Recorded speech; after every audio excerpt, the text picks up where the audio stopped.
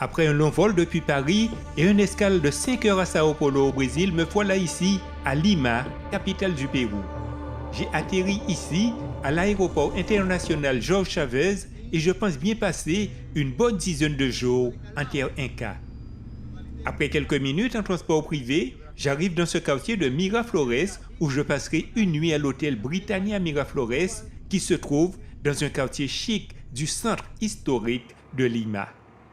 Une fois installé, très peu de temps à perdre, visiter Lima en 48 heures, c'est d'aller à l'essentiel.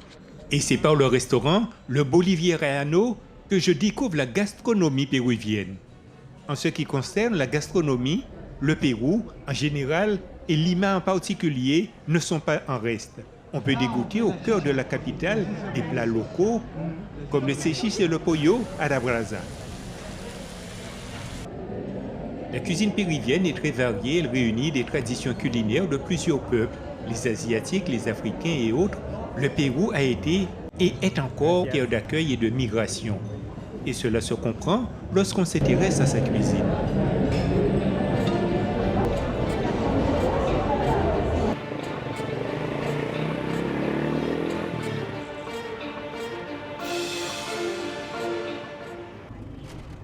Quand j'arrive dans un pays, mes réflexes sont de visiter les grandes places témoins de l'histoire du pays. Oui, et en face, non? Regardez. Historique.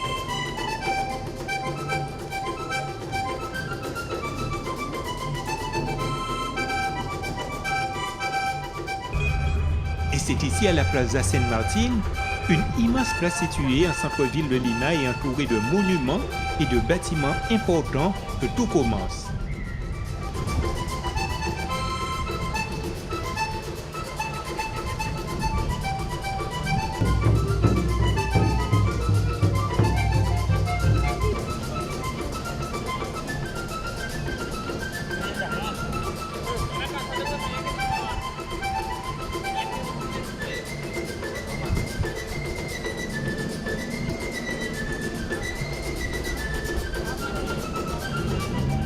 Au centre de cette place est érigé un sanctuaire imposant à la mémoire de José San Martín, libérateur du Pérou. José de San Martín était un général argentin qui a lutté en tant que chef de file pour l'indépendance des pays d'Amérique latine du Sud face à l'Espagne. Cette statue majestueuse du général à cheval domine la place. Elle est censée représenter le moment où il a traversé les Andes pour libérer le Pérou.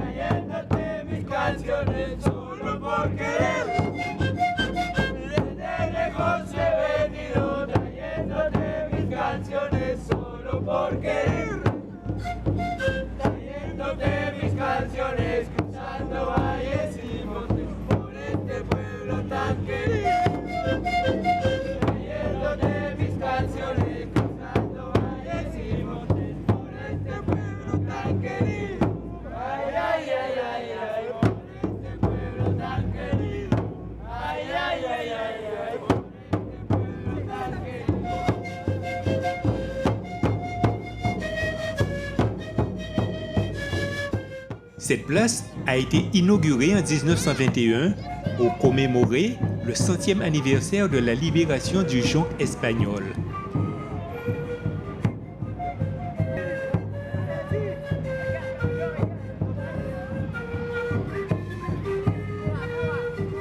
La Plaza San Martín est considérée comme l'un des lieux les plus importants de la ville, tout comme la Plaza Mayor. Et c'est en 1998 que la place a été classée au patrimoine mondial de l'UNESCO. La statue est entourée de bâtiments grandioses tels que le Théâtre Colonne et le Centre d'association Club National.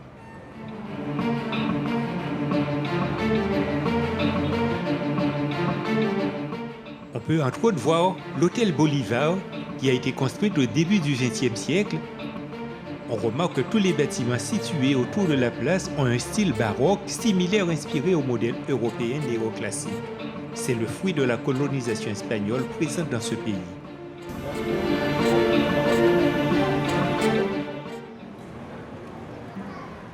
Situé dans le centre de Lima, ce palais baroque espagnol attire beaucoup de visiteurs. C'est le palais Torre Tagle. En dehors des colonnes sculptées, le palais se distingue par 2 balcons finement travaillés en bois foncé. Ces balcons miradors sont une adaptation de l'architecture européenne et à la tradition péruvienne. Il est considéré comme ayant une véritable originalité architecturale.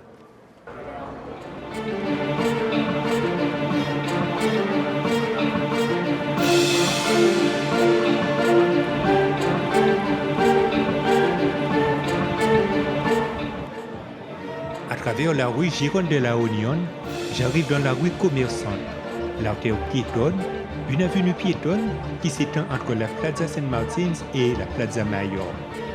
Où l'ancien se mêle au moderne, des églises au charme désuet y côtoient des boutiques, cafés, restaurants modernes.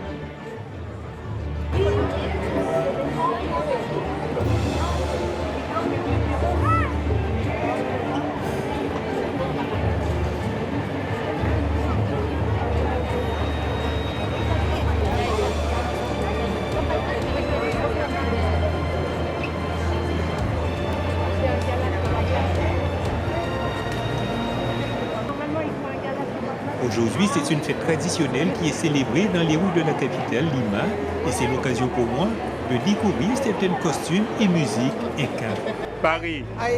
Paris. Yes, France. from Paris. So I ask her a question in English. A question? Yeah, where are you from? I'm from the West Indies, Guadeloupe, West Indies. near Jamaica, about Guadeloupe, Cuba. This dance. Yes. This dance Yes. is a dance that we imitate Yes. the Spaniards. Les Espagnols, oui. Yeah, that came to America. Ils sont venus aux États-Unis to conquer us. pour conquérir That's why l'Amérique. the Spain has green eyes. Oui. The Spain has green eyes. La oui. Imitate the Spaniards came here and used to dominate us. Okay. We're imitating. Okay. You go to stage now or what? Right now we go to another place, Coliseum, Oh, okay. and dance over there. Okay, thank you. Good luck, Gracias. good luck. Muchas gracias. Comme dans toutes les villes du pays, la place principale est appelée la Plaza des Armas, la place des arts. Et on y trouve une fontaine, une église, une mairie que je vous invite à découvrir. La mairie de Lima est un bâtiment situé sur la Plaza des Armas. Elle se distingue des autres avec son jaune, si particulier, avec son magnifique balcon de bois sculpté. Aujourd'hui, nous avons la chance et la surprise de découvrir des centaines de Péruviens en costumes traditionnels, accompagnés par des musiques et danses des Incas.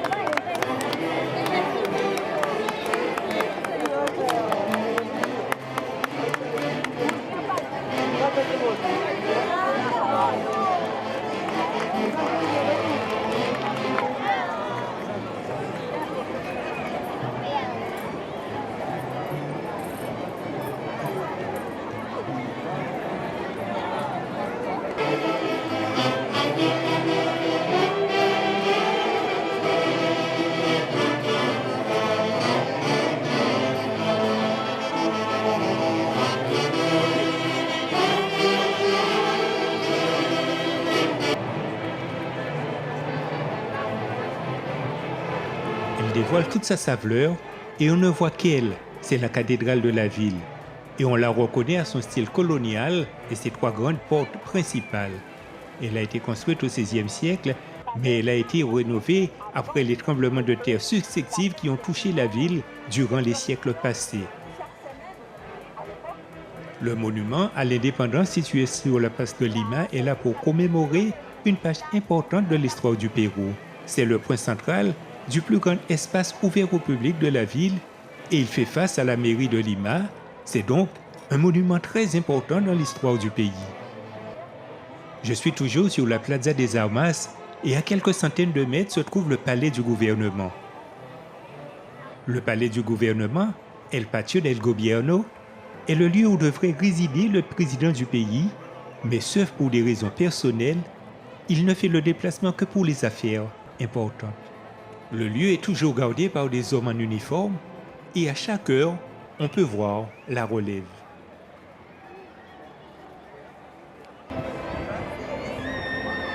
Un peu plus loin, on aperçoit la façade du palais de l'archevêque.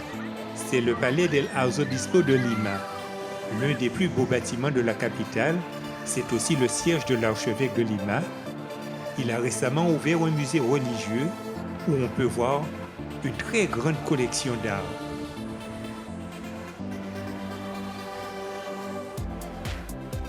En direction de la Calle de la Unión, j'aperçois la maison de la littérature péruvienne. La maison de la littérature péruvienne héberge aujourd'hui plusieurs salons de lecture et de bibliothèques comportant les meilleurs romans du pays, dont ceux du prix Nobel, García Llosa. La Calle de la Unión est une rue piétonne où beaucoup de touristes découvrent l'artisanat du pays.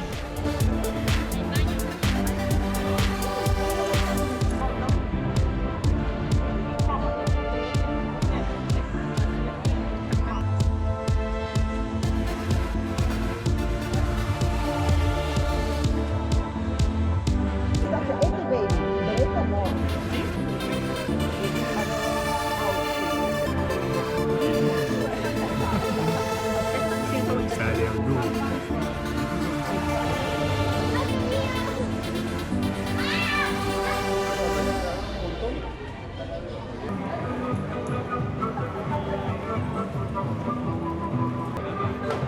Ce grand édifice au mur peint de jaune, c'est le monastère San Francisco.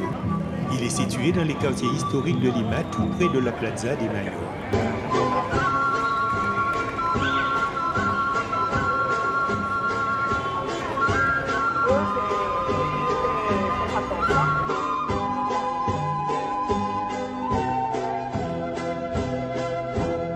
À son sous-sol, les catacombes constituaient autrefois un cimetière public souterrain. Sa visite permet de découvrir des milliers d'ossements dans les fosses et puis, certains, profonds de plusieurs mètres. Depuis le début des années 90, il a été inscrit au patrimoine mondial de l'UNESCO.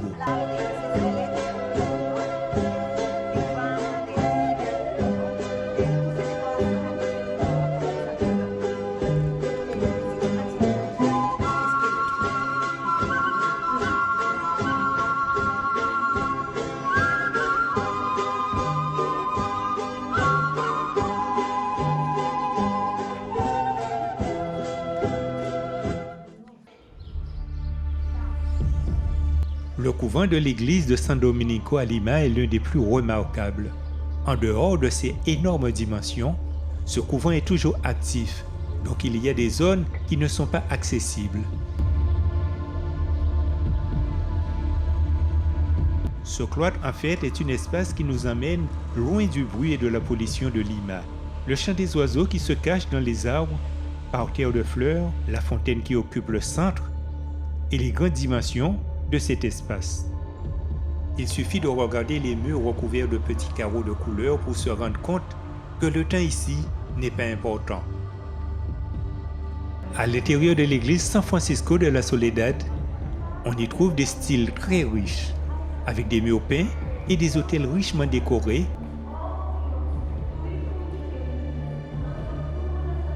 Ce qui nous fait voyager à un autre moment où les choses étaient faites différemment.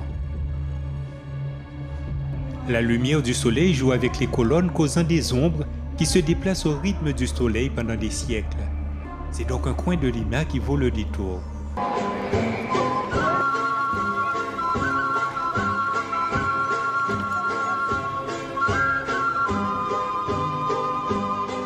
Nous revoilà donc dans la rue principale menant à la Plaza de Mayor. C'est un endroit très fréquenté aussi bien la nuit que le jour et quasiment incontournable dans la visite de cette ville.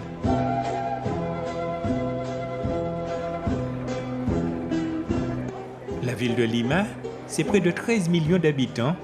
Elle s'étend jusqu'au bord du Pacifique. C'est aussi la 5e ville la plus peuplée d'Amérique du Sud.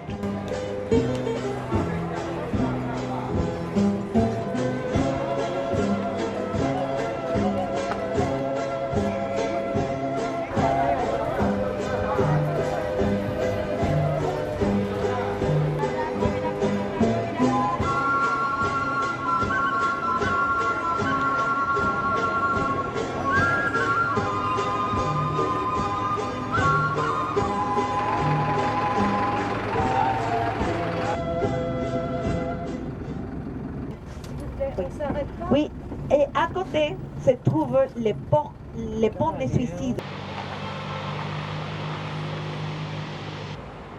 Loin des tumultes du centre-ville, dans le quartier de Miraflores, autrefois réservé aux touristes balnéaires, puisqu'il se trouve le long de la côte.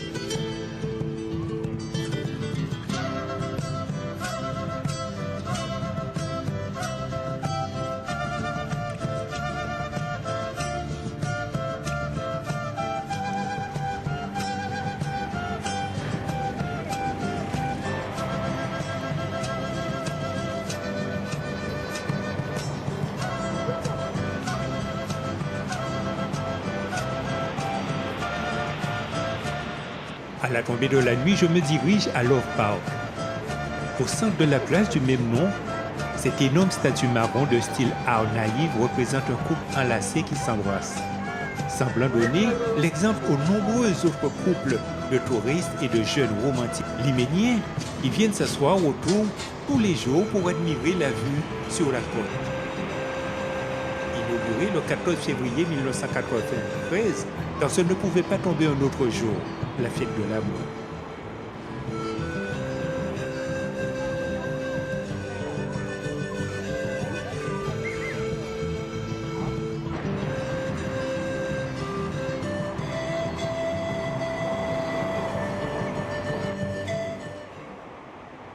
Quand on quitte Love Park sur le sud, le nouveau pont Vilnaré sur Bajada Balta est une structure en béton de 112 mètres de long pour la circulation des véhicules et des piétons.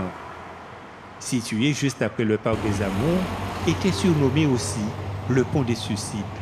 Aujourd'hui, des remparts ont été rajoutés pour la sécurité de tous.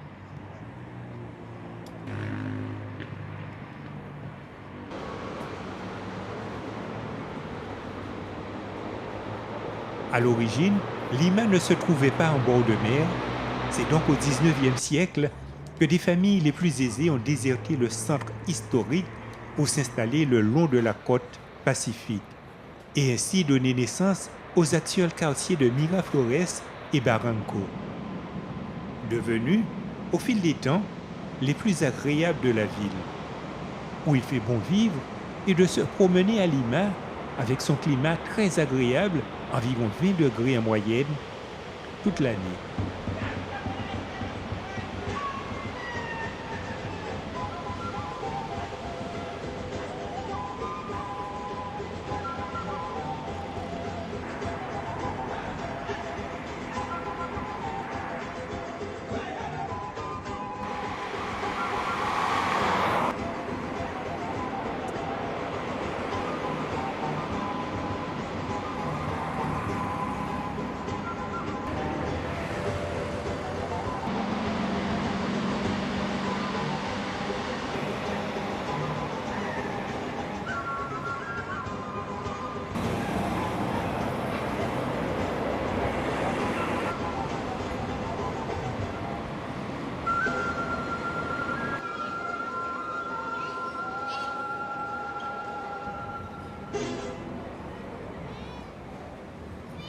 Au fil des temps, le district de Miraflores a multiplié les activités qu'il propose.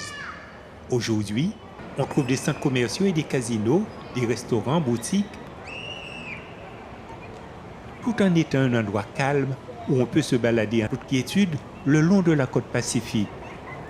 Et cela toute la nuit dans le centre commercial Laucomar à Miraflores.